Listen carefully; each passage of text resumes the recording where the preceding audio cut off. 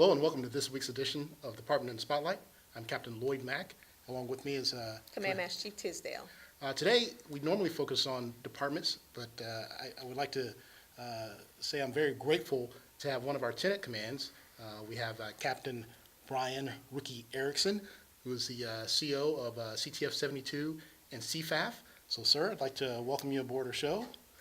Good morning, Skipper, CMC Tisdale. It's great to be here with you this morning. I'm really excited to represent the two great commands of Commander Fleet Air Forward and also Task Force 72. You know, a lot of folks don't understand the differences between CFAF and CTF 72, so it's very opportunistic to have you here today to tell us about both commands and what they do.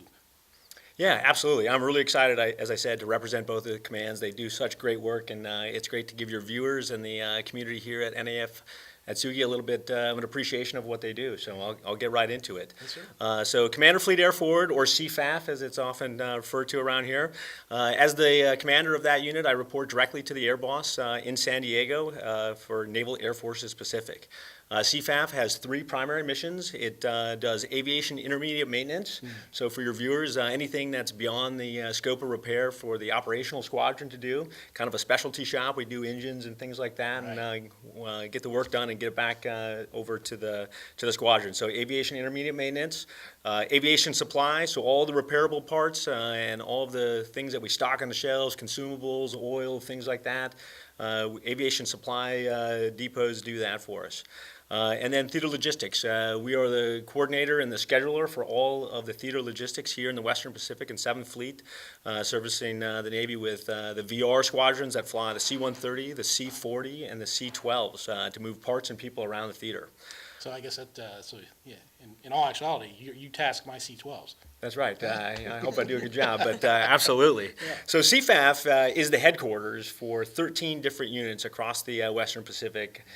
We have AIMDs and ASDs everywhere from Guam all the way out to 5th Fleet in Bahrain, as far north as Misawa, and all the way down to Okinawa and Kadena. So it's a busy place with a lot of great things going on, and in fact, two of the units are here on NAF Atsugi. AIMD and ASD Atsugi do all of the flight line support for all of the helicopter squadrons that remain here from KAG 5. So a lot of great work that they do every day, and if it floats or flies here within 7th Fleet, all the way out to 5th Fleet, as I mentioned, it's enabled by the great work that the Fleet Air Forward sailors do every day. Awesome. So that the 7th Fleet fighters are prepared to fight tonight. Good. On the other side of the coin, you don't often get two commands under one commander, but that's kind of the relationship we have here in the headquarters building. We also operate as Task Force 72.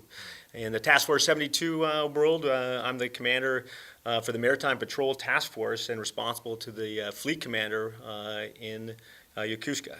So the primary mission of CTF 72 is to provide maritime patrol and reconnaissance services to the fleet, and we do that via a fleet of aircraft. The P-8 Poseidon being the newest aircraft in the maritime patrol community.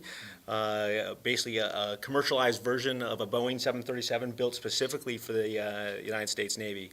It's replacing the older P-3 Orion and the EP-3 Ares aircraft. They still fly big propeller, four propeller airplanes that are continuing to fly, but they're slowly being phased out by the P-8.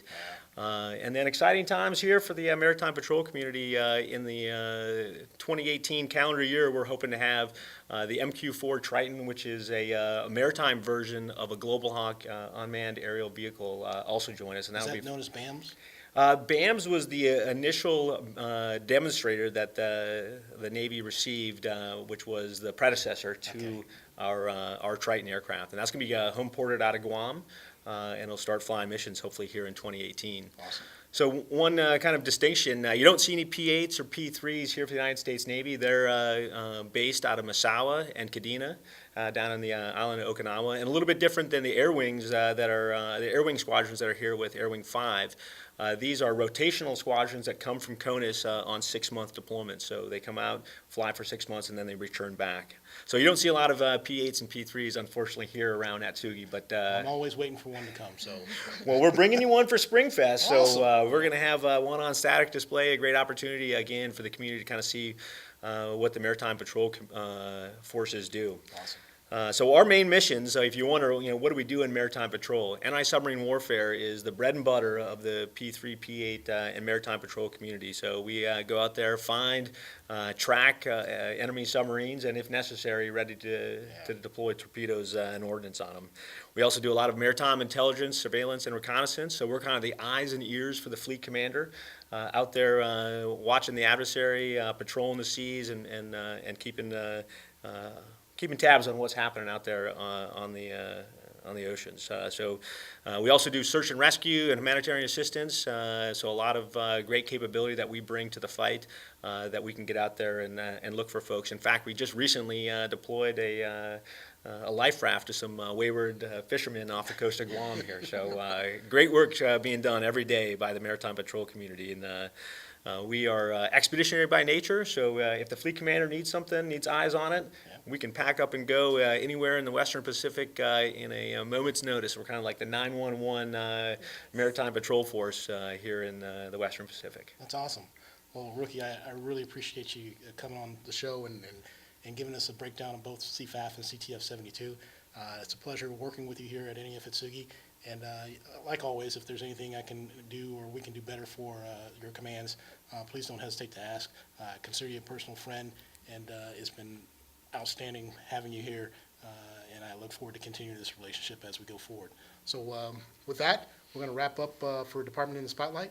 I want to thank the viewers for watching, and we wish you a great week. Take care.